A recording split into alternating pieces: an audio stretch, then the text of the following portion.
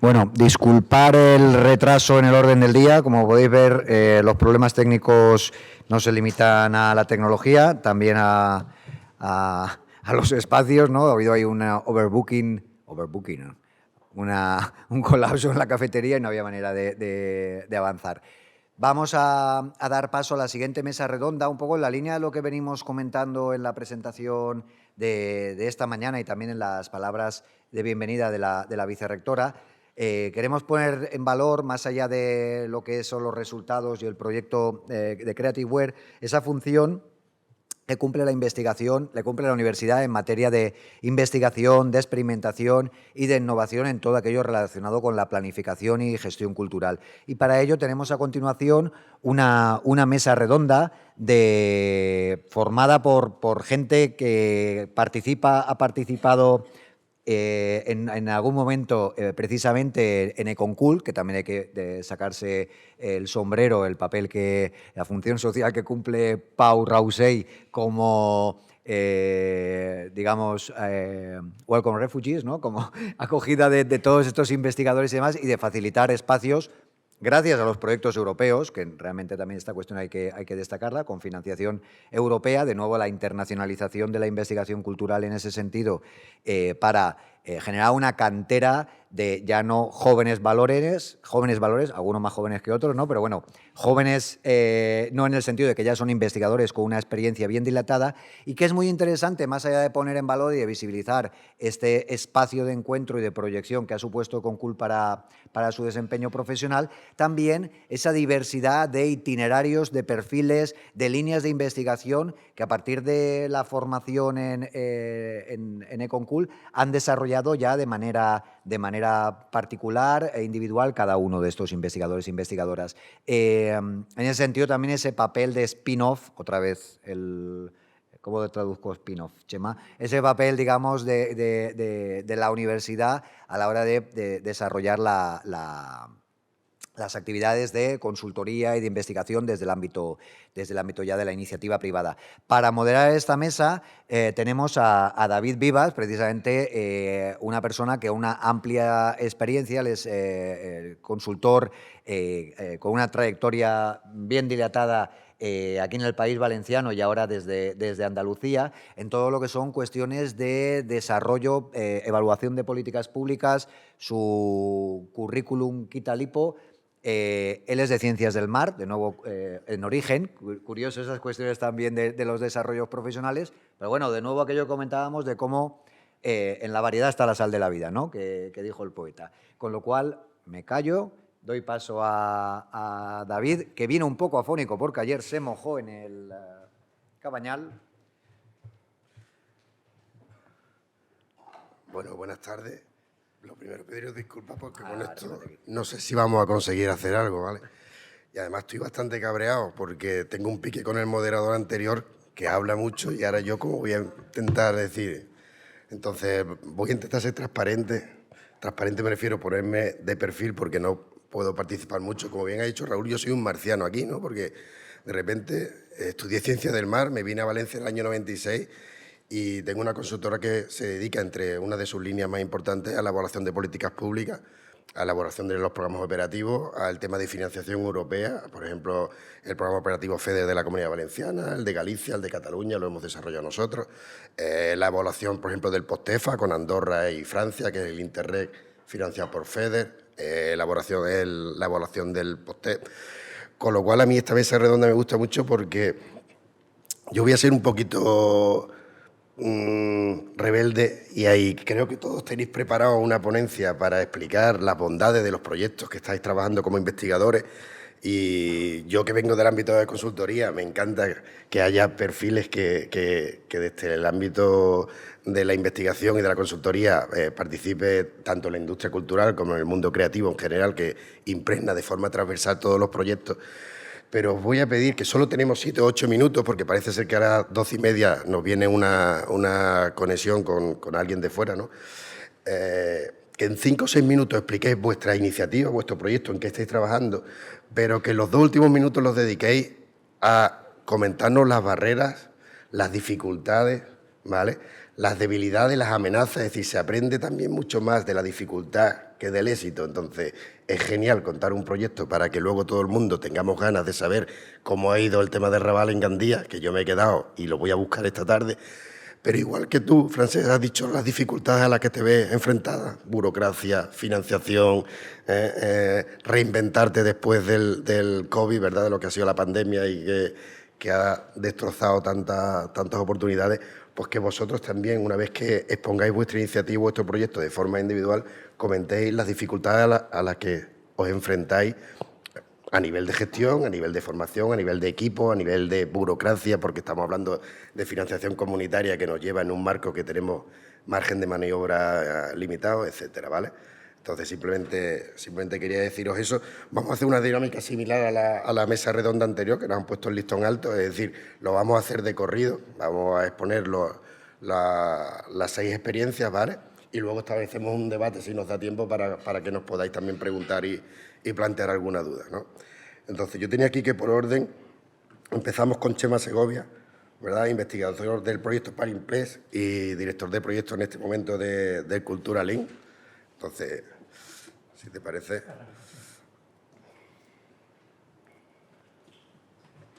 Bueno, bien, pues, a ver, respondiendo a la petición de David, hacer una explicación muy sintética del proyecto y dejar 2 minutos, o en los últimos 2 minutos, compartir algunos de los retos, ¿no?, a los que nos estamos ya afrontando.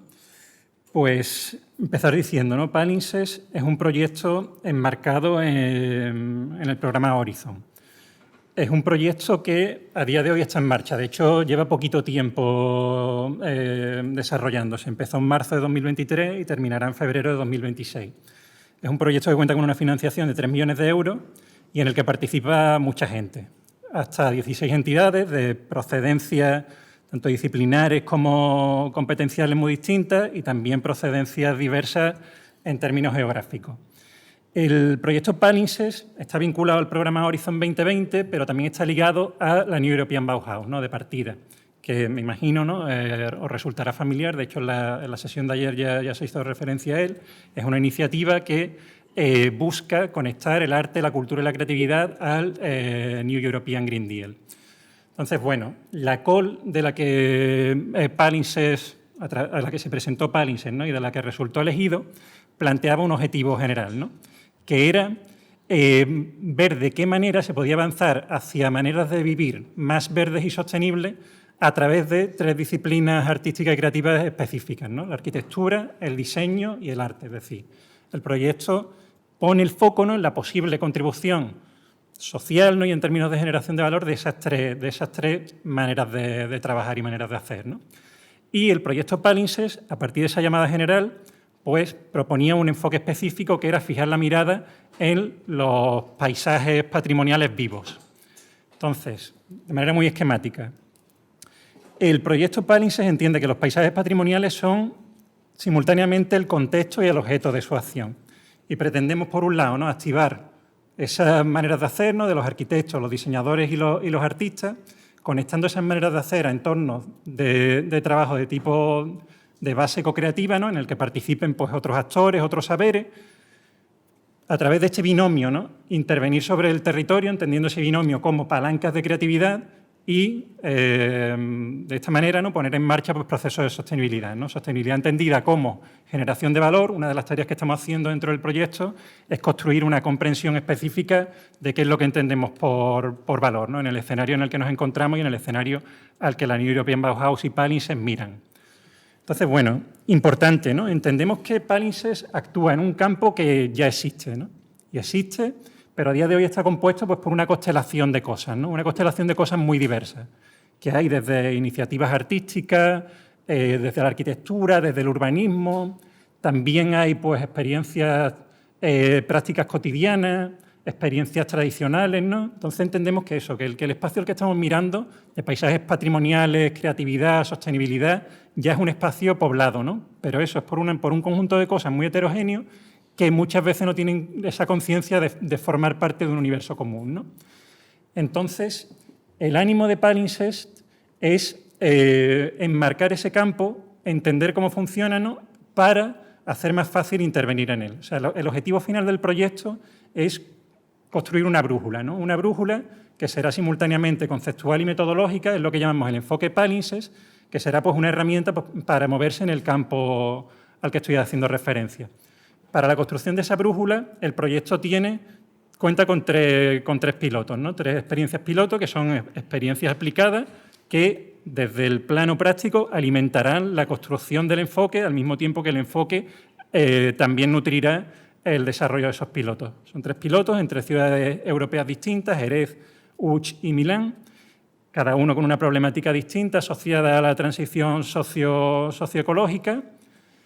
Y bueno, como os decía, ¿no? Pretendemos que los pilotos se resuelvan a través de maneras de trabajar basadas en la cocreación, en las que entre esa multitud, ¿no? de recursos, agentes, maneras de hacer, lógicas, etcétera, pues hay un ingrediente importante que son esos arquitectos, diseñadores y artistas, ¿no? de los que esperamos que tengan una contribución particular. Bueno, me iba a extender un poco más, pero ya estoy en los 5 minutos, voy a dejar la segunda mitad de la presentación sin hacer, quizá en la conversación de luego podamos comentar algunos detalles, pero el punto en el que estoy me sirve pues, para coger el banderín, ¿no? que nos ha propuesto David y explicar pues, dificultades, ¿no? o retos a los que estamos encarando en un proyecto que además, insisto, es un proyecto que está todavía arrancando. De hecho, una de las dificultades de Palimpsest, que tiene pues, medio año de recorrido, es que estamos intentando trabajar desde un enfoque que todavía no está construido, ¿no? El enfoque Palimpsest no estará construido hasta el final. Entonces, a día de hoy, tenemos hipótesis, tenemos presunciones, pero son todavía borrosas, ¿no? Entonces, estamos con esa dificultad. De hecho, es divertido en que entre los 16 socios que componemos el proyecto, desde que comenzamos, estamos inmersos en intensísimos procesos de discusión para entender qué es Palimpsest, porque cada uno de los socios que participamos tenemos una visión distinta de Palimpsest, ¿no? Eso es como una dificultad muy lógica, ¿no? y muy natural del diseño que tiene el proyecto, ¿no? y del tipo de desarrollo que le estamos dando al proyecto, pero estamos en esa. Por un lado, aclararnos nosotros qué significa Palimpsest. Y aquí, ¿no? en este punto de partida, hay un elemento que nos parece llamativo y que además ha salido ya en la mesa redonda previa, ¿no? en particular en las intervenciones de Mar y de David, que es entender, ¿no? decía, Palimpsest pone el foco sobre los agentes creativos. Y una de las dificultades que tenemos es poner en crisis y desprendernos de muchos de los prejuicios y de las ideas preconcebidas de las que rodeamos a los agentes creativos, ¿no? y artísticos. Y para ser concreto, tenemos la visión, además visión localizada en distintos espacios, de que los agentes creativos son esos agentes capaces, ¿no? de darle color a una realidad que se ha vuelto gris, ¿no? Entendemos que los artistas son agentes especialmente capacitados para ser disruptivos, para ser creativos, ¿no? Y que, por lo tanto, o sea, se sitúan por encima de una realidad, ¿no? Esto es un problema porque, bueno, creemos, por un lado, ¿no? Nosotros, en concreto, dentro de Culturalin, es una empresa especializada en el análisis y planificación de tipo cultural. Nosotros, desde nuestra tarea, una de las cosas que entendemos necesarias es imprimir racionalidad a las políticas culturales, ¿no? y a la acción cultural. Y nos encontramos siempre como con una dificultad, una resistencia que se basa en ese problema, ¿no? Entender que los artistas son figuras como hadas mágicas, ¿no? que simplemente sobrevuelan, que son genios, espíritus libres, ¿no? que hay que precisamente dejarles todo que no se puede, ¿no? porque muchas veces incluso los mismos agentes culturales presumen de ser participativos, de ser dialogantes, te encuentran muchas veces que no lo son, ¿no? Tenemos incluso desde fuera, ¿no? cuando nos relacionamos con los agentes culturales, también hay como ciertas dificultades, ¿no? a la hora de proponerles pues líneas de trabajo, objetivos, premisas, ¿no? Entonces, o sea, la dificultad está en combinar, o sea, Palimpsest juega con dos lógicas, ¿no? Una que es explorativa, que es experimental, que es de tipo orgánico, y otra que es de tipo más racional, ¿no? Que al final el proyecto pretende construir aprendizajes, ¿no?, que se puedan incorporar pues, a las políticas públicas, incluso al mercado. Entonces, esas dos lógicas, hay como una tensión entre ellas así a priori de cómo se relacionan una con la otra, que muchas veces es mucho más artificial de lo que creemos, ¿no? Porque es lo que explicaba pues, David, ¿no? Lo que explicaba cuando de verdad surgen esos espacios de comunión, descubres que un programador realmente también es creativo, que un artista también está capacitado para planificar, para prepararse para el desarrollo de la acción, ¿no?, que no son simplemente actores espontáneos. Entonces estamos como un poco viendo cómo se transita, ¿no?, esa doble lógica, la explorativa y experimental, y la racional, con los prejuicios que que todas las personas cargamos, ¿no?, nuestra manera de entender el rol del arte en y de la cultura en nuestras sociedades, ¿no?, y el rol de procesos pues, más como la investigación, ¿no?, la innovación más estructurada, el conciliar esa doble lógica y entender que no se relacionan de manera dicotómica como muchas veces creemos, es uno de los retos que de partida estamos encarando en el proyecto. Muy bien, pues muchas gracias, Chema. Te has ido a los 10 minutos exactos, tenemos un poquito menos, ¿vale? Digo porque son las 12:05, hemos empezado la mesa tarde y sin la conexión, pero me encanta que por lo menos hayas cogido la última parte de poner una dificultad, de decir cuál sería una enseñanza que podemos tener, que en este caso es metodológica, ¿no? Pues la siguiente intervención va a ser la de Sandy Girardi, ¿verdad? Investigadora y doctora en comunicación, que nos va a hablar del proyecto MESOC, ¿no? Todo tuyo. Gracias. A ver, busco la presentación. Aquí, supongo.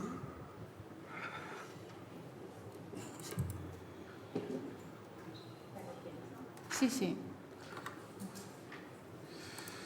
Vale, perfecto. Vale, muchas gracias. Os voy a explicar brevemente qué es el proyecto MESOC y también intentaré enfocarme en las dificultades que hemos encontrado en desarrollar ese proyecto. Es un proyecto financiado por el programa Horizonte 2020 de la Comisión Europea, que se ha desarrollado a partir de febrero de 2020 hasta mayo de 2023. Quiero decir que es un proyecto que ya se ha acabado. Y tenía el objetivo de encontrar nuevas formas innovadoras para medir el impacto social de la cultura. En concreto, se refiere a 3 áreas de dominios de impacto social, que son lo de la salud y el bienestar, lo de la renovación urbana y territorial y lo de la participación ciudadana. En ese proyecto quería responder a la necesidad planteada por la Comisión Europea de medir el impacto social de la cultura, que siempre ha sido como un tema bastante difícil de abordar y de que se ha hablado mucho. El proyecto ha sido desarrollado por 10 socios distintos de 7 países europeos, liderado por Econcult, por la Universidad de Valencia. Y hemos tenido en el consorcio distintos agentes, o sea, distintos a niveles de disciplina, pero distinto también a nivel de tipología de organización. O sea, hemos tenido universidades, centros culturales, ciudades, departamentos de informáticas, departamentos de economía de la cultura, o sea, un abanico bastante ancho de distintas disciplinas y también 11 ciudades pilotos, entre las cuales Valencia, Barcelona, Atenas, Rijeka, Cluj-Napoca, Jerez de la Frontera, Milán, Ghent, Issy-les-Moulineaux, Turku y Lublin. También para que tengáis una idea más o menos de la geografía del proyecto. La metodología del proyecto se ha desarrollado en 2 vías distintas. Una vía más top-down, digamos, o sea, de investigación de la literatura. Hemos construido un repositorio de más o menos 1000 documentos sobre impactos sociales de la cultura y sectores culturales y creativos, artículos científicos y también literatura gris, que han sido analizados tantos por investigadores y también desde la parte de la inteligencia artificial. Por otro lado, hemos tenido un enfoque más bottom-up, analizando distintas iniciativas y políticas culturales que tenían como objetivo la generación de un impacto social en las distintas ciudades pilotos. Por ejemplo, uno de los proyectos que hemos analizado ha sido Receta Cultura, de que ha hablado antes María Luisa Pedro de las naves. Después, gracias a esas dos metodologías, hemos llegado a un modelo convergente, digamos, un modelo teórico.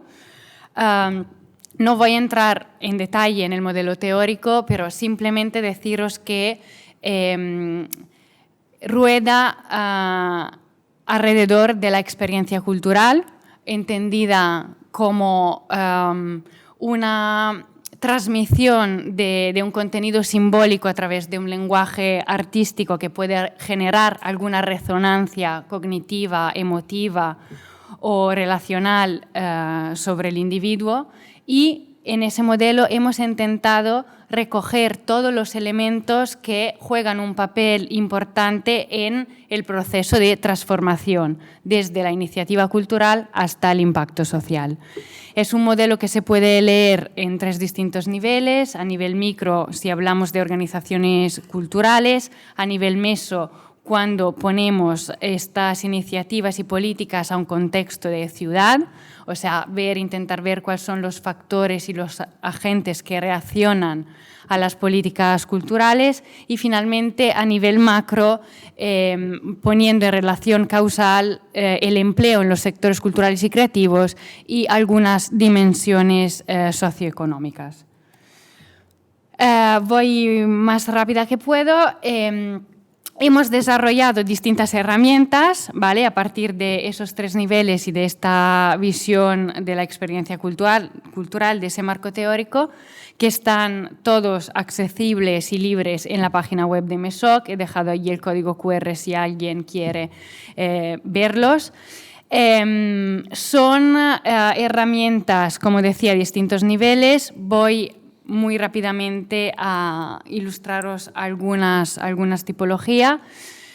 Por ejemplo, hay un manual de recursos, textos, experiencias inspiradoras sobre iniciativas culturales y impactos sociales, que puede ser donde también hay recomendaciones políticas.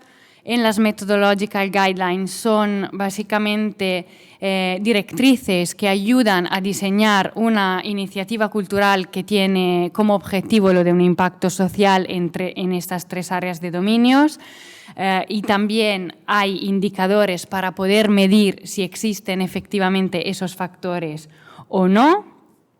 Tenemos la Our Cultural Platform, que es una plataforma que sirve para medir el impacto individual después de una experiencia cultural.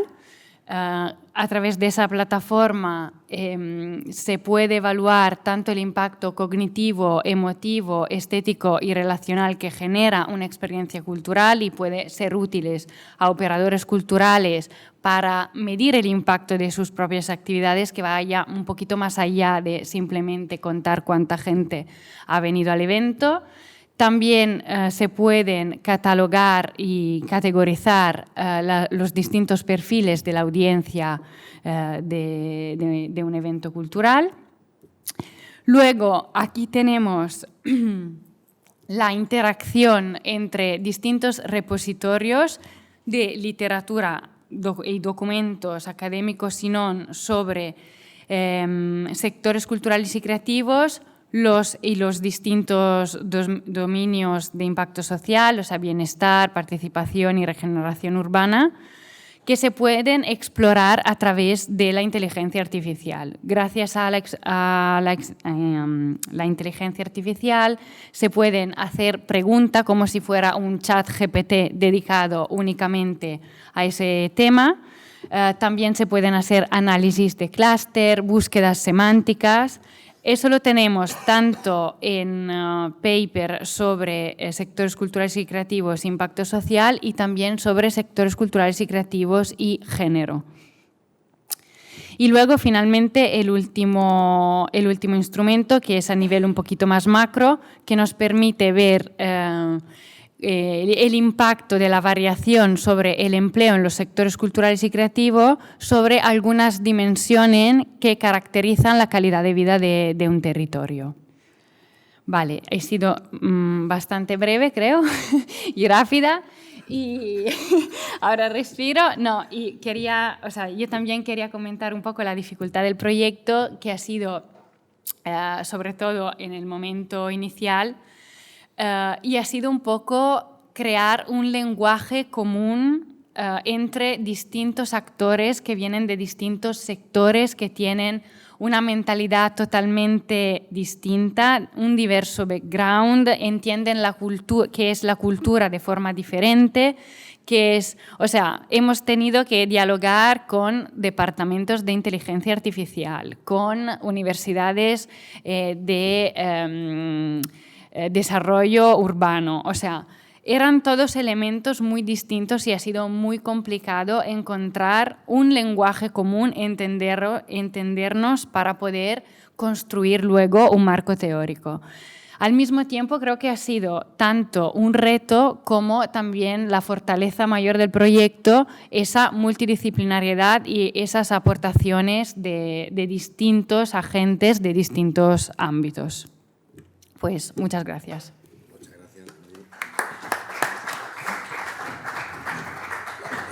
Es muy difícil y complicado en 6-7 minutos explicar todo lo que estás trabajando, y más si estamos quitando un poquito. Gracias porque vamos pillados. En tercer lugar, tenemos a Xuan Li, es investigador y nos va a comentar el proyecto Designscape. También formas parte del Culturalin, ¿verdad? Y sociólogo... Bueno, ¿no? No pasa ¿Tengo nada? Sí. Tengo aquí que... Pues, investigador principal de la consultora Culturalin es lo que me habían pasado, ¿no? Eso sería pasado, entonces no es presente, ¿no? Y a partir de ahí te pediría lo mismo, que intentes quedarnos con las ganas de saber más del proyecto, ¿vale? Y las dificultades a las que te enfrentas en el día a día.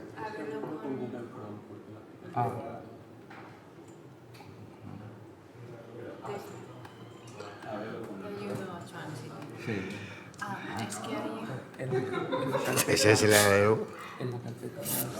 Esa es la video. La que decide luego. Sí, perdón. Vale. ¿Y los 3 puntitos? Okay. Pues muchas gracias. Hoy, pues aquí estamos para presentar un proyecto que, bueno, ya se acabó hace años, pues que fui investigador doctor en la Unidad de Investigación ECONCU junto a profesor Pau Drausei para el proyecto Horizonte 2020, se llama Designscapes, que fue durante 2017 y 2021.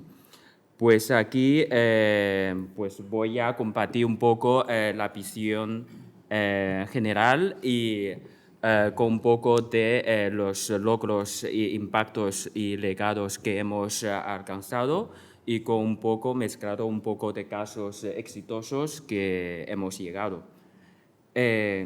Todo ese intento ser muy grave, pues el enfoque de ese Designscapes que queremos es investigar la relación entre la innovación y el diseño en el entorno urbano, ¿vale? Con el objetivo de aprovechar la potencial de como pensamiento de diseño y enfoque de diseño para fomentar la capacidad de innovación en las ciudades europeas. Tiene más o menos 3 objetivos principales que, en resumido, el primero es construir un concepto y marco teórico sobre la innovación facilitado por diseño, que aprovechando un ejercicio que hemos hecho, se llama City Snapshot, que categorizamos las buenas prácticas sobre cómo las iniciativas aprovechar el diseño para hacer, ejecutar la innovación e emprendimiento en Europa y en el extranjero. Y el segundo es fomentar la colaboración intersectorial, ya que como el diseño sobre todo el enfoque de diseño destaca bastante que co-creación como un método para co-crear las ideas y para, para buscar soluciones a la gente que encuentra diarios. Por lo tanto, que destaca también la colaboración intersectores entre las empresas, academias, sociedad civil y la ciudadanía, sobre todo, y para trabajar juntos. Por último, también lo que intentamos activar el dinámico de las iniciativas de la innovación basada en el diseño a través de un marco de financiación de más de 100 proyectos en diferentes países europeos.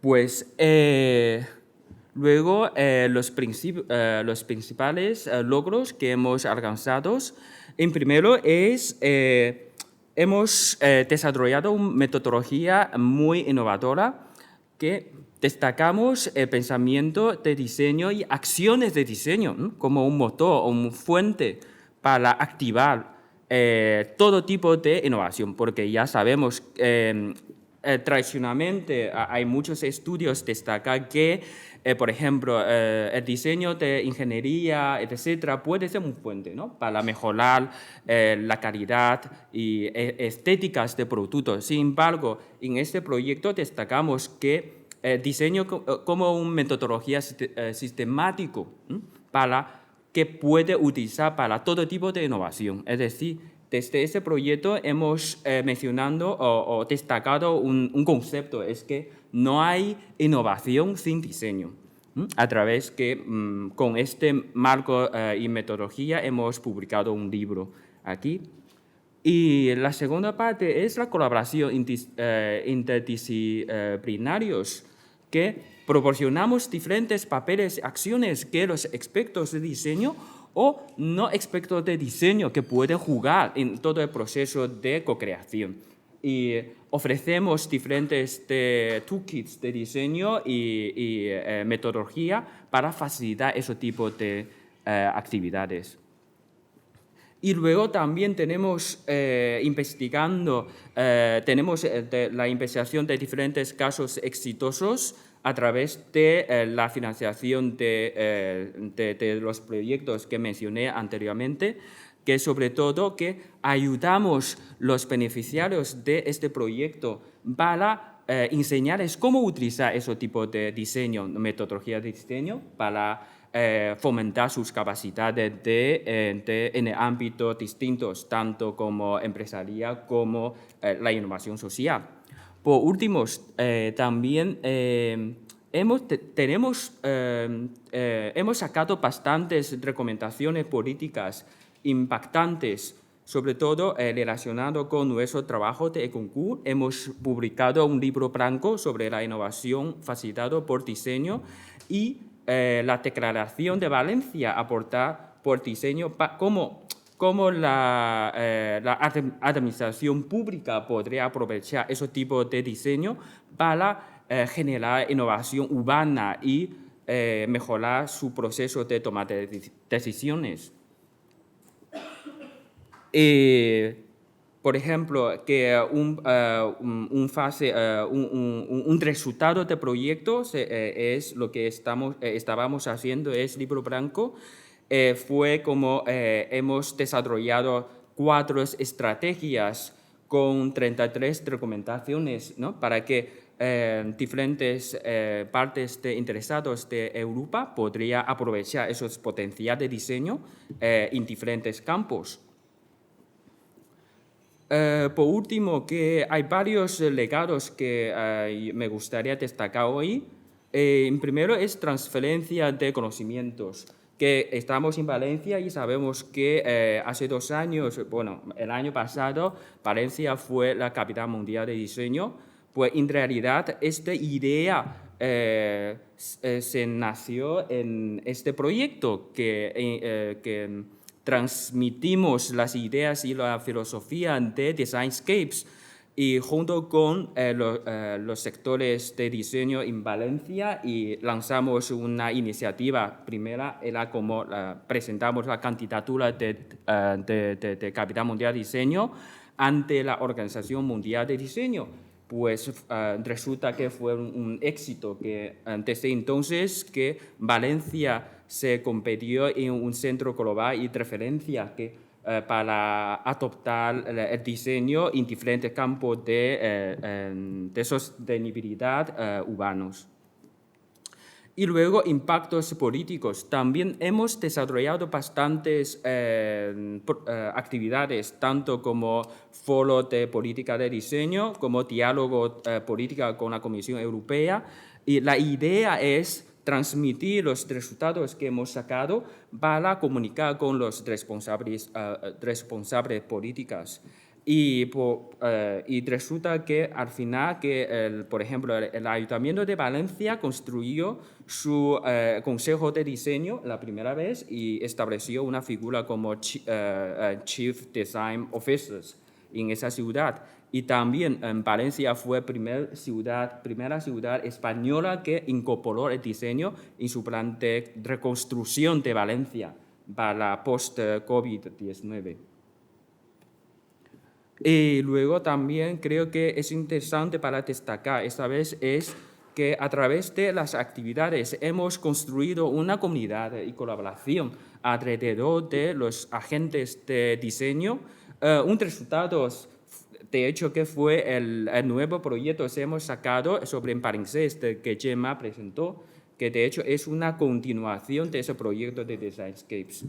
Pues por fin, que también quería responder la pregunta que lanzaste. En realidad, que es un proyecto muy colaborativo que incorporando diferentes perspectivas y discusiones intensas entre diferentes partes. Sin embargo, a la mitad del proceso del proyecto justo llegó la pandemia, que pausó todas las actividades, que es muy difícil porque una misión de proyecto es colaborar y lanzar los proyectos a diferentes países europeos, pero con la pandemia que casi la pausa todas las actividades económicas. Entonces, al final lo que podemos es la primera vez también, creo, aprovechamos diferentes plataformas digitales para comunicar, para hacer camping en Facebook, en Zoom, para que podamos, ¿no?, que comunicar con diferentes partes interesadas. Yo creo que es muy, muy difícil ese momento, pero al final que también inventamos un concepto que se llama unconference, no conferencia, es decir, que aprovechamos diferentes plataformas para hacer mini como podcast, para comunicar con diferentes sectores sobre nuestro proyecto. Y al final llegó un resultado bastante bueno, yo creo que, pero también había muchos problemas que parece la pena que estudiar esas lecciones de ese tipo de actividades. Muchas gracias. Muchas gracias, Joan. Yo, en la línea que has comentado, quería dejar una pequeña reflexión para más adelante. Has dicho que el proyecto se acabó, que sacasteis 4 líneas estratégicas y una serie de recomendaciones políticas, entre ellas el Ayuntamiento de Valencia ha tomado algunas, ¿no?, poner un jefe de diseño. ¿Cómo somos capaces, los que nos dedicamos a la consultoría o a la investigación, de hacer que esas recomendaciones superen los periodos electorales? Es decir, que los próximos equipos gobierno sigan teniendo en cuenta recomendaciones que hicimos en el pasado y que son perfectamente válidas en el futuro. Creo que es una de las líneas, porque evidentemente los proyectos necesitamos que sean sostenibles, que tengan perdurabilidad, ¿verdad?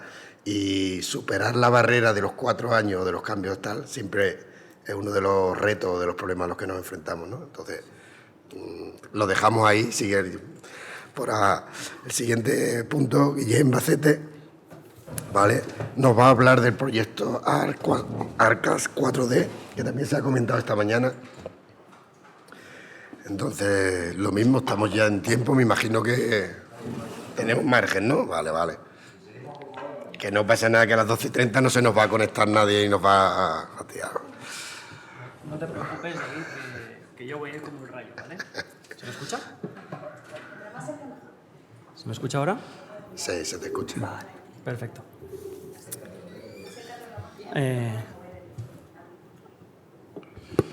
Vale, ¿ahora se me escucha mejor? Sí. A ver, ¿cómo va esto? Marcia, ¿ayuda? La carpeta está. Ah, vale. Vale, perfecto. Menos mal que tenemos asistente tecnológico. No. Otra Tienes que vez. abrirlo con, El Chrome. Con el Chrome. Vale, ya empezamos. Sí. No, es que no lo he visto, no lo he visto. Abrir con Google Chrome. Google Chrome. Vale, y luego 3 puntitos. En los 3 allí. puntitos le das a presentar. Presentar. Sí. Ahí está. Vale, gracias por la asistencia. Muy necesaria. Bueno, como decía, no te preocupes, David, que voy a ir como el rayo. A ver, bueno, muchas gracias antes que nada a Raúl por la invitación a participar en esta mesa redonda y a todo el equipo de Concult.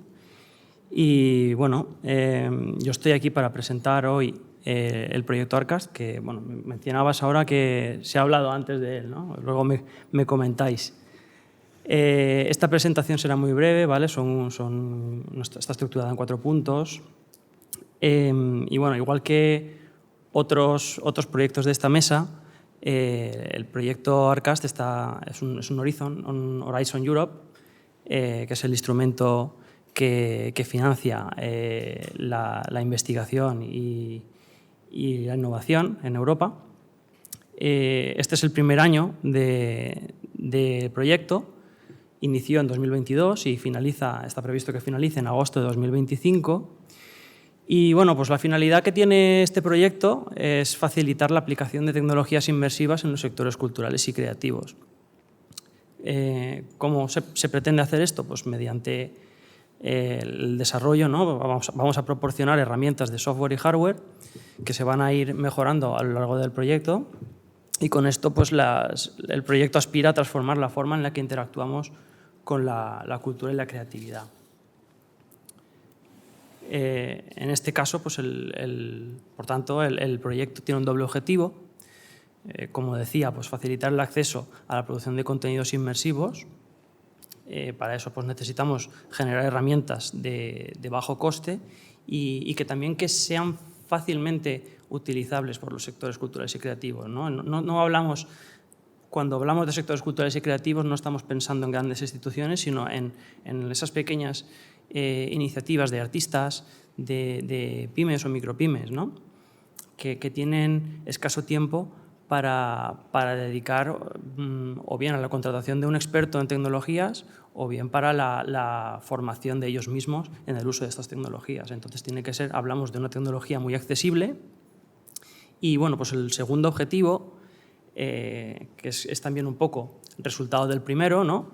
Es llevar estas producciones inmersivas a espacios abiertos. Normalmente, cuando hablamos de tecnologías inmersivas, pensamos en museos, pensamos en laboratorios, pensamos un poco también en esos equipos, ¿no? Esas gafas que nos tenemos que poner para visualizar esos entornos inmersivos. En este caso, pues, no utilizamos este tipo de tecnología y, por tanto, pues, tenemos la posibilidad de llevarlo al espacio abierto, que es el reto que tiene este proyecto. Entonces, con ello, al finalizar el proyecto, pues esperamos proporcionar nuevas herramientas a los sectores culturales y creativos para la creación y la experimentación. Es decir, pasaremos de contemplar contenidos a interactuar con ellos. Disculpad. Entonces, estas herramientas, lo que al final deben de lograr, ¿no? Deben de conseguir, es generar experiencias inmersivas con una serie de características. En primer lugar, que estén caracterizadas por el bajo coste y por la versatilidad. Es decir, vamos a trabajar con un software abierto, ¿vale? Que no va a requerir costes adicionales por el pago de esta licencia. Y además la finalidad de esta licencia es que, de este software, perdón, es que sea multiplataforma. Entonces, con ello podremos estar trabajando con varios tipos de hardware, se espera. Luego, en segundo lugar, queremos que se generen experiencias no invasivas. Es decir, como mencionaba anteriormente, no vamos a tener un dispositivo que vamos a tener que colocarnos para consumir este tipo de experiencias inmersivas, sino que está basado en la tecnología de Arcast, está basada en el uso de proyectores y de sensores, ¿no?, de reconocimiento, tanto facial como de extremidades, ¿no?, dependiendo del uso que se le vaya a dar y de la proximidad de la interacción. Entonces, eso nos posibilita que no haya wearables. Es decir, si la finalidad del proyecto es sacar las tecnologías inmersivas de los laboratorios y de los museos a la calle, es importante porque la gente no lleva consigo este tipo de dispositivos. Entonces, esto nos va a facilitar este objetivo. Bien, y por último, pues, por supuesto, que las experiencias sean inmersivas. Es decir, que capturen la atención y el interés del usuario y que éste, pues, se vea inmerso en el contenido que está consumiendo. Por tanto, pues, en cuanto a los resultados esperados, como decía, la innovación principal de este proyecto es la capacidad de generar contenidos inmersivos en espacios abiertos, no tanto en espacios como lo estamos viendo actualmente, como en museos, ¿no? Creo que tenían en la diapositiva anterior, efectivamente, una sala, ¿no?, en la que se proyectan en las paredes estos contenidos, sino luego, bueno, tengo un vídeo, pero por el tiempo igual mejor no. Eso para las preguntas. Entonces, en este caso, ¿dónde iba? Sí, la capacidad de generar entornos inmersivos en espacios abiertos. Bien. Además, esto lo que nos permite, al no utilizar wearables, es interactuar varias personas con un mismo contenido. Al situarnos delante de los contenidos, nos reconoce a varias personas y podemos todos, pues, por ejemplo, nos podemos pasar una pelota, ¿vale? Es algo tan sencillo como eso. Y bueno, pues también otra de las ventajas que tiene que tener esta tecnología respecto a otras es que sea fácil de instalar y de calibrar. Y de hecho, estamos trabajando en un dispositivo hardware que sea móvil para poder llevar este tipo de experiencias. Pues, por ejemplo, sería estupendo llevarlo al tinglado de la Marina, ¿no? Y para finalizar ya, esperamos tener una primera versión funcional del software a finales de 2023, de este año, y es cuando coincide más o menos con el inicio de las pruebas piloto. Tenemos 4 pilotos en los que se va a experimentar este tipo de soluciones y en contextos diferentes, ¿vale? En primer lugar tenemos París, ¿no?, que lo que va a experimentar es con el uso que le van a dar los ciudadanos a la creación de contenidos inmersivos, es decir, van a utilizar la herramienta de software ciudadanos no formados en el uso de este tipo de tecnologías, o al menos esto es lo que se espera. Luego, en Londres es todo lo contrario, se va a formar a artistas en el uso avanzado de esta tecnología para que la lleven al límite y exploren todas las posibilidades de uso de esta tecnología. Luego tenemos el piloto de Valencia, que es aquí donde entramos nosotros, y vamos a tratar de incorporar este tipo de tecnologías a la danza, ¿vale?, a las artes escénicas, que tienen un potencial inmenso.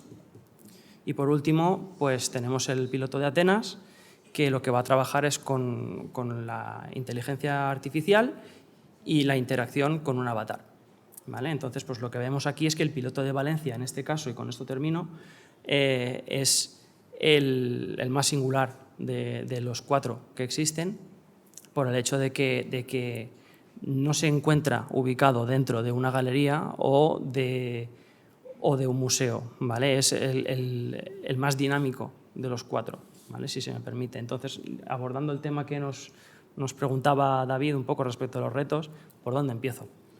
¿Por dónde empiezo? Acabamos de empezar. Entonces, pues el principal de todos ellos, que ya lo teníamos previsto en el proyecto, es cómo integrar esta realidad, ¿no?, estas soluciones a esta miríada de sectores que son los sectores culturales y creativos y qué uso les damos. Entonces, pues esto es algo muy complejo y que vamos a empezar a estudiar cuando empecemos a implementar el piloto y que cada piloto va a abordar de una forma diferente. Y con esto ya termino, que si no me voy. Muy bien, muchas gracias, Guillén. Aparte, estoy que se ha puesto el reloj, con lo cual no nos hemos pasado del tiempo. Mira que normalmente la parte fea del moderador es estar con la tarjeta amarilla, tarjeta roja, no llegamos ahí, así que gracias por tu tiempo. Bueno, nos quedan 2 experiencias, ahora toca Pau. Vale, Pau Díaz Solano es sociólogo. Oye, disculpa. ¿Y mi aplauso? Gracias. Exacto. Te la has merecido. Vale. ¿No tienes presentación? Genial, a pelo. Pues Pau es sociólogo y politólogo, con lo cual me imagino que tienes buen discurso para darnos y nos vas a hablar sobre el proyecto Locars, ¿no? Creo. Pues todo tuyo. Correcto. Pues primero que todo, muchas gracias a la organización por la realización de este evento. Cuando me plantearon participar en la mesa redonda y hablando también con Guillem, tenía la duda sobre si realizar un PowerPoint, diapositivas, Canva, y dije, se me hace complicada la decisión teniendo en cuenta que vamos a unas jornadas sobre innovación. Y dije, me quiero plantear alguna cuestión innovadora. Al final no se me ocurrió ninguna y dije, tal vez es más disruptivo no plantear ningún tipo de diapositiva y así, en cierto modo, no seré innovador, pero puede ser en cierta manera disruptivo. Dicho esto, el proyecto de Locars es un proyecto que surge del proyecto de MESOC como una propuesta de continuación, porque al final personalmente consideraba, una vez acabada mi etapa en Econcult, consideraba muy interesante continuar un proyecto europeo con una parte pragmática y útil en términos población rural, que muchas veces en términos proyectos europeos se queda un poco más olvidada. Entonces, básicamente, planteábamos la necesidad de crear una organización cultural, un proyecto cultural que combatiera el despoblamiento. ¿Cómo queríamos hacer esto? Pues, como digo, partiendo del proyecto de MESOC, pero organizándonos con un equipo multidisciplinar que tuviera en consideración todas las necesidades estructurales que este objetivo conlleva. Básicamente, para ello tenemos una organización científica, que sería la que compondría como líder yo, por decirlo de una forma, pero luego tendríamos especializados en cuestiones de musicología, que se encargaría más de la parte de las artes escénicas, y luego una parte más vinculada a las bellas artes para tener en consideración todos estos elementos. Y por último, una persona encargada del área rural, que sería la encargada de gestionar toda la problemática vinculada al despoblamiento. Dicho lo cual, ¿cómo pretendemos hacer esto? Pues primero que todo, mediante la perspectiva científica, considerábamos que uno de los problemas mayoritarios de las políticas culturales y fundamentalmente más aquí en el territorio valenciano, uno de los problemas ha sido que la política cultural no ha sido ejercida con un pensamiento científico, sino que ha sido mediante una lógica performativa, ideológica, pero no con una parte pragmática que tuviera un efecto a largo plazo. Como comentaba el compañero anteriormente, uno de los problemas de este tipo de gestiones es la parte de cómo performativamente me va a ayudar a generar un impacto político a corto plazo. ¿Qué tienen de problema los impactos políticos a corto plazo? Pues una cuestión muy sencilla, y es que el impacto social es menor. Entonces, en este sentido, este cortoplacismo político pretendía tener en consideración la parte científica, pero sobre todo, y la parte esencial que considerábamos esencial en nuestro proyecto, es la parte de la educación de la mirada artística. ¿Qué es la educación de la mirada artística? La educación de la mirada artística es básicamente empezar a tener a estos consumidores no habituales de cultura que sean consumidores proactivos en cultura en próximos años. ¿Cómo hacemos esto? Rescatando la idea de los cultotipos que se generan inicialmente en el proyecto de MESOC y a partir de estos cultotipos localizar a este público objetivo que no es consumidor habitual de cultura, pero localizar cuáles pueden ser los inputs para que esas personas sí que sean consumidores de cultura.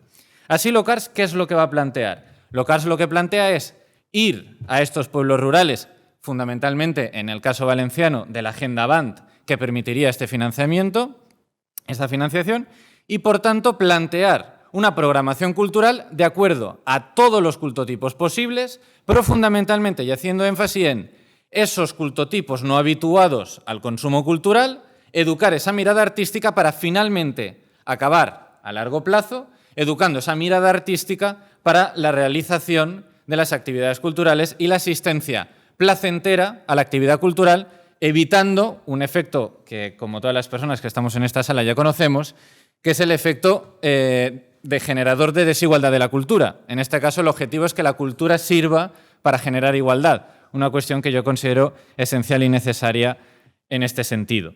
Entonces, lo importante del proyecto de Locarche en este sentido sería vincularlo a esta vinculación de un objetivo real de la política cultural que tenga en consideración verdadera la educación de la mirada artística y las personas y no la lógica performativa que generalmente tienen las políticas públicas.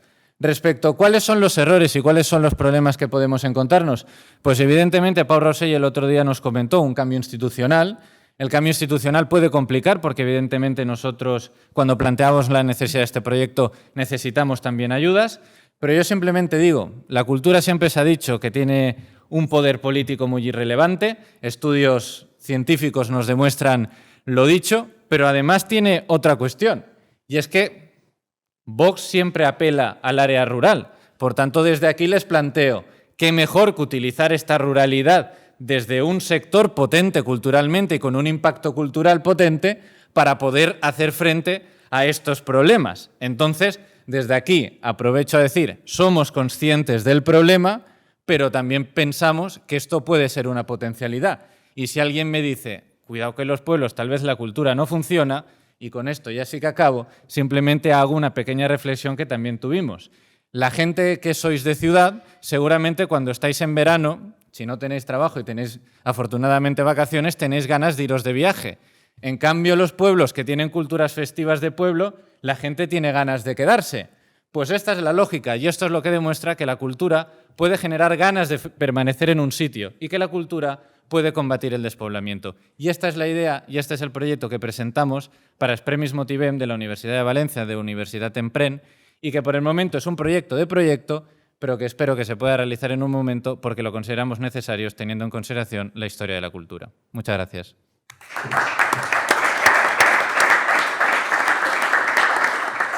Muchas gracias, Pau. La verdad que la presentación, cuando alguien pone ganas, ¿verdad?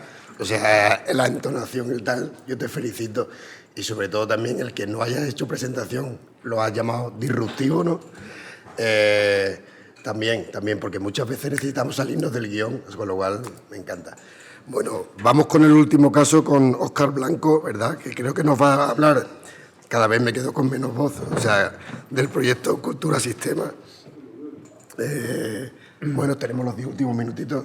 Vale, he ganado el tiempo. Así que... Vale, a ver, ¿cómo era aquí? ¿Tienes?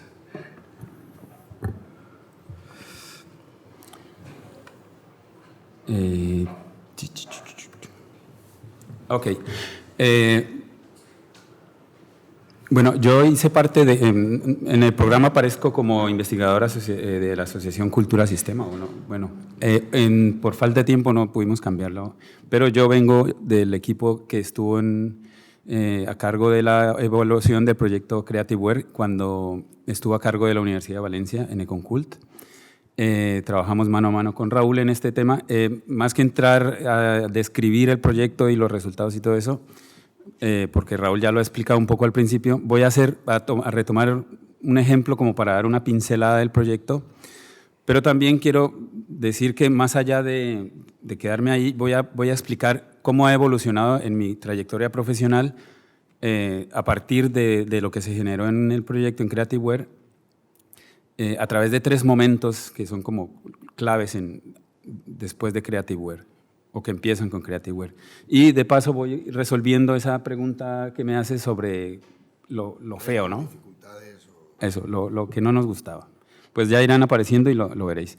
Entonces, empezamos con CreativeWare, terminamos en 2019. El objetivo era evaluar estos 5 pilotos en el Mediterráneo las regiones mediterráneas. Estos pilotos básicamente unían artistas, gentes de las artes, de los sectores creativos y culturales, diseñadores, con personas que pertenecían a las empresas del sector textil, básicamente. Y la idea era evaluar para producir evidencia y con esa evidencia generar un hub de servicios, un modelo de hub de servicios que realizara esa función territorial de unir artistas y empresas y eso en base a una serie de servicios, ¿no? De servicios de, bueno, ¿qué puede hacer un artista en una empresa de diseño de bolsos? Pues tal vez apoyar la creación de valor agregado a través de un discurso, la construcción de una narrativa sobre la sostenibilidad, ese tipo de cosas, ¿no? Pues para no dar el listado, pues voy a poner un ejemplo, que es el caso del piloto de Prato, que lo llevaba a cargo un museo textil y allí lo que hacían era, pues tenían el problema de que todas las empresas textiles de ese clúster industrial habían perdido fuelle porque, por la externalización de la producción hacia los países asiáticos.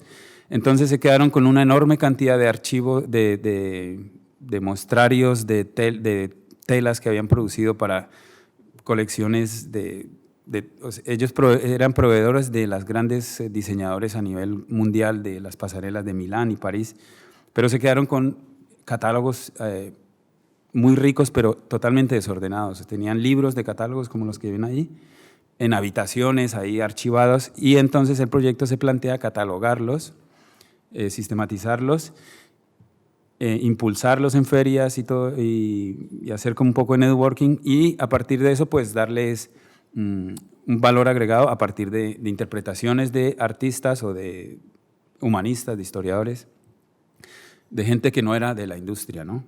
Entonces ese es como el primer, ahí se empiezan a ver cuáles son los servicios que necesita una empresa como esta, pues artistas visuales que hagan este reconocimiento visual, fotógrafos que hagan un catálogo digital, y a partir de ahí pues crear un storytelling sobre el patrimonio, el valor patrimonial, crear un valor agregado para estas telas, ¿no?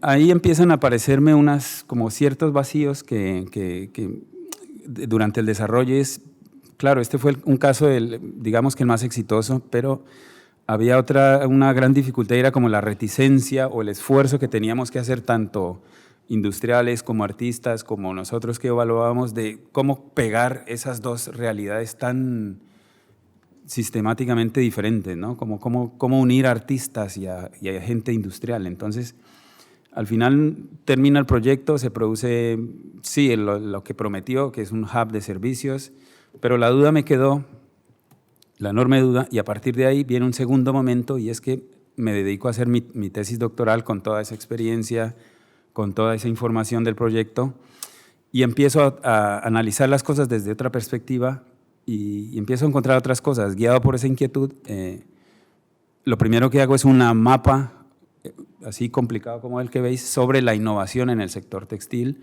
para ver en dónde casaba la cultura, en qué punto casa la cultura. Y me doy cuenta rápidamente, esto me lleva a que el gran problema que existe es que estamos hablando de un sector industrial y de unos sectores creativos, y que esa visión me parece muy centrada en la visión económica, y ahí me parece que se aplana, se aplana en un modelo lineal, en ecuaciones y en análisis causal, algo tan complejo como es la diversidad cultural, como el patrimonio, como el diseño. Entonces me doy cuenta que se están desarrollando otros enfoques teóricos, como en el campo de la innovación. Quería mover esto, pero no puedo. Bueno, entonces lo que necesito es cambiar la idea de sector industrial hacia régimen sociotécnico. Un régimen es me pongo un poco teórico, es una metaconfiguración de muchas cosas. Es decir, ya no hablas de sector del automotriz, sino del régimen de la movilidad. El régimen de la movilidad está movido obviamente por la industria textil, pero también por la industria de los combustibles, por la política que sustenta ese régimen, por los gustos de los consumidores, por una serie de visiones, de paradigmas que se sostienen entre sí mismos y se encierran en sí mismos. Y eso ocasiona la inercia por la que vivimos un escenario de absoluta o colapso civilizatorio a causa del calentamiento global, ¿no? Entonces me parece que al cambiar esa percepción, esa visión hacia el régimen, pues esto sí que me da un lugar para la cultura, porque es más sistémico, más multidisciplinar, ya deja de ser disciplinar, mientras que el sector industrial hace parte de una visión más que todo económica. El régimen sociotécnico empiezas a encontrarte con trabajos de sociólogos, trabajos de humanistas, trabajos de gentes de la cultura, y me abre una puerta para entrar con la cultura. Y sobre todo que me habla de temas de poder y resistencia, que es algo que en el análisis académico, sobre todo desde la economía, no se estaba tocando. Entonces me parece que si queremos poner un lugar a la cultura en la innovación, es desde una visión más sociotécnica de la innovación, más a sistema.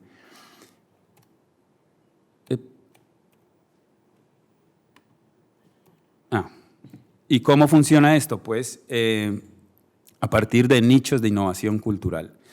Este modelo de sociotécnico funciona es una visión multinivel, desde cómo se configuran las grandes cuestiones macro con las pequeñas cuestiones locales y a nivel microscópico, ¿no? Y cómo cuando las visiones macro crean unas ventanas de oportunidad, las visiones micro aprovechan y se alinean y se introducen en el régimen insostenible y logran incrustarse hasta que logran una transformación con el paso del tiempo. Esa es la dinámica en la que se han transformado, por ejemplo, en la que las máquinas de vapor han dado lugar a las máquinas de combustible de explosión, en la forma en que el régimen de la música, incluso se ha hecho mucho análisis sobre cómo el rock and roll entra y tiene sus diferentes fases a raíz de estas transformaciones sistémicas. Por no entrar en la teoría, esto me abre la posibilidad a otras formas de innovación a nivel artístico y para la industria textil. Y son prácticas artísticas enfocadas en transformar esos problemas de sostenibilidad. Son prácticas mucho más radicales, mucho más relacionadas con el arte contemporáneo, van mucho más orientadas hacia la parte core de la cultura, hacia la parte más abstracta de la cultura. Podemos encontrar performance textil, intervenciones textiles urbanas, comunidades de artesanos que se reúnen claro, desde una visión economista, esto se ven como prácticas como de artistas, ¿no?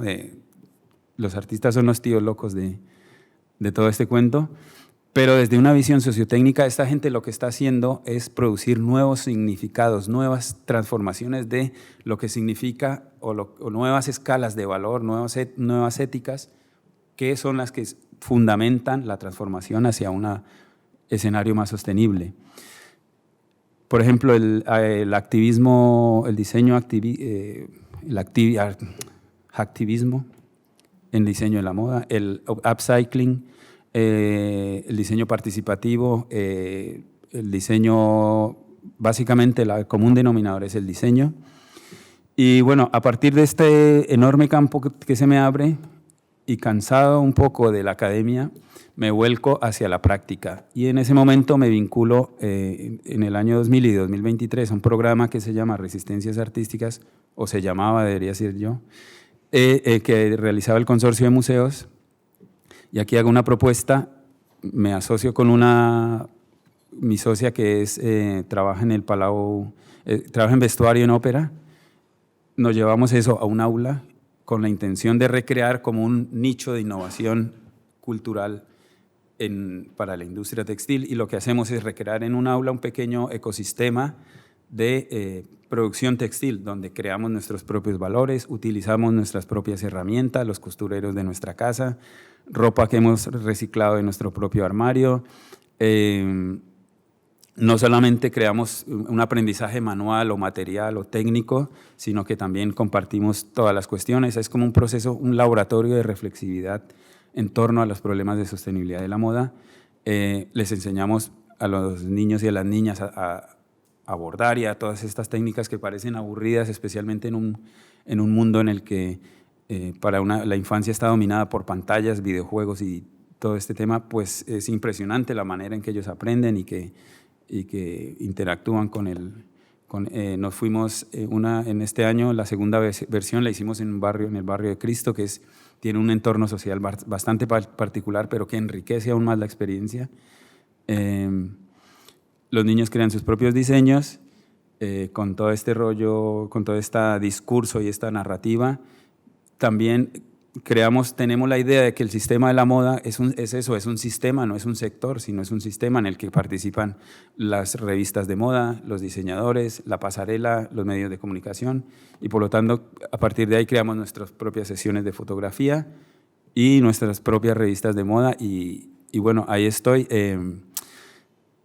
Me queda, en este punto vuelvo a lo inicial, y es el tema de la evaluación. Es algo que yo insisto mucho.